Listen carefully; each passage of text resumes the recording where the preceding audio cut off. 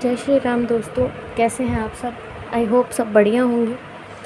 आज का जो टॉपिक है आपने देखा ही होगा थंबनेल पे कि रामचरितमानस से आप अपनी किसी भी विश को कैसे पूरा कर सकते हैं। जी हाँ, आप बिल्कुल सही सुन रहे हैं। आप रामचरितमानस की सहायता से किसी भी इच्छा को पूरा कर सकते हैं। रामचरितमानस के अंदर एक बहुत ही सुंदर चीज़ है जिसका नाम है रामशला का प्रश्नावली। रामशला का प्रश्नावली जो है वो ये है, जिसके अंदर आपको देख सकते हो कि एक बहुत टेबल बनी हुई है। इस टेबल के अंदर बहुत सारे अक्षर लिखे हुए हैं। तो अगर आपका कोई भी प्रश्न है, जैसे कि आपकी जॉब लगेगी कि नहीं लगेगी, या कोई भी ऐसी कोई सवाल है जिसको लेकर आपको उत्तर चाहिए या आप उसको मैनिफेस्ट करना चाहते हैं, आपको अपनी इच्छा पूरी करनी है, तो सबसे पहले आपको अपने इष्ट का ध्यान करना होगा, अपने भगवान का ध्यान करना होगा। फिर उसके बाद में आपको आँख बंद कर कर किसी भी एक पर आपको अपनी उंगली रखनी है। सपोज़ आपकी उंगली यहाँ पर आती है, इस पे, तो यहाँ से आपको एक अक्षर मतलब यहाँ से आपको 9 अक्षर का गिनना है। जैसे कि यहाँ से हम गिनेंगे 1 2 3 4 5 6 7 8 9, तो आया रे। आप अपने पास एक पेंसिल और पेपर रखेंगे तो बनेगा तुम्हारे। फिर एक और शब्द ढूंढेंगे अपन, 1 2 3 4 5 6 7 8 9, रा। ठीक है, 1 2 3 4 5 6 7 8 9, मु। तो कुछ शब्द बन गए, जैसे म्हारे रामू। तो जैसे ही हम इसके अंदर हम चौपाइयों की तरफ बढ़ते जाएंगे, आपको पूरी एक चौपाई बनती जाएगी। ऐसे 9 अक्षर करके चौपाई बन जाएगी। जैसे कि आप देख सकते हो इसके अंदर एक चौपाई बन रही है जिसमें कि ये शब्द आ रहा है रामू, और अगर हम इसके आगे चलेंगे तो लखनऊ ज़रूर बनेगा। ठीक है, आप देख सकते हैं आप करके, तो यानी ये चौपाई बन रही है। तो आपने जो पूछा है वो है कि यह चौपाई बालकांड के पुष्प वाटिका से पुष्प लाने पर विश्वामित्र जी का आशीर्वाद है। प्रश्न बहुत उत्तम है, कार्य सिद्ध होगा। यानी कि आपने जो पूछा है वो कार्य ज़रूर सफल होगा, इसका मतलब ये है। तो अब आप मैनिफेस्ट कैसे कर सकते हैं। मैनिफेस्ट करने के लिए आपको क्या करना पड़ेगा, एक नोटबुक लेनी पड़ेगी। अगर मान लीजिए आप ये सोचेंगे कि कोई नेगेटिव चौपाई आ गई, जैसे कि मान लो अगर किसी प्रश्न का उत्तर ना आ गया, तो फिर क्या करना है। तो भी आपको ये काम करना है बिना किसी चौपाई के।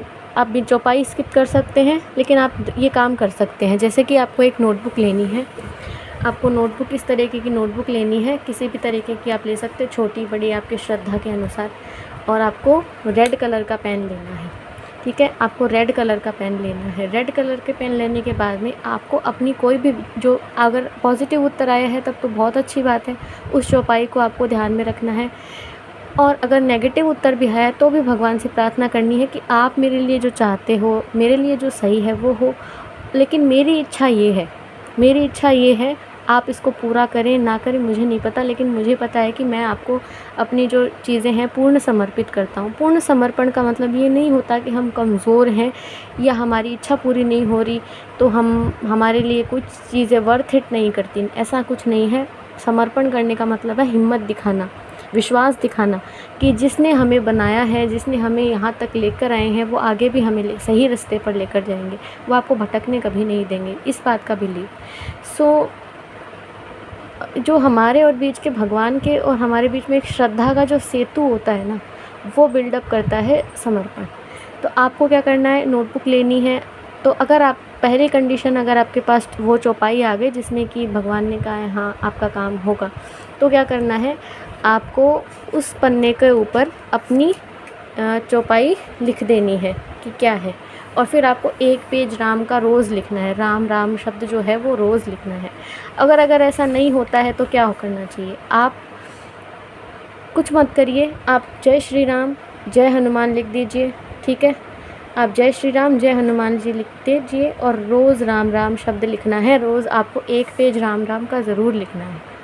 ठीक है, बिना स्किप किए हुए। और महिलाएं अगर अपनी शुद्ध अवस्था में नहीं होती है तो 4 दिन बाद में वो कंटिन्यू कर सकती हैं। ठीक है, लेकिन आपको ये रोज़ करना है। रोज़ मतलब रोज़, और एक ही समय पर करना है, एक ही पर्टिकुलर टाइम पर आपको करना है। कि ऐसा नहीं है कि आज मैंने अभी लिखा है, शाम को लिख लिया, रात को लिख लिया, नहीं, आपको एक ही टाइम पर लिखना है बिना एक भी दिन को स्किप किए हुए। फिर देखिए आपकी इच्छा कैसे पूरी नहीं होती।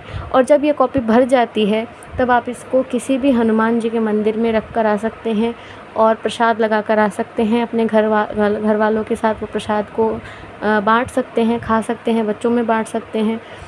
और अगर आपको ये वीडियो अच्छा लगा तो इसको लाइक, कमेंट और चैनल को सब्सक्राइब ज़रूर कीजिएगा। अगर आपको इससे रिलेटेड कोई भी डाउट है तो आप मुझसे कमेंट सेक्शन में पूछ सकते हैं।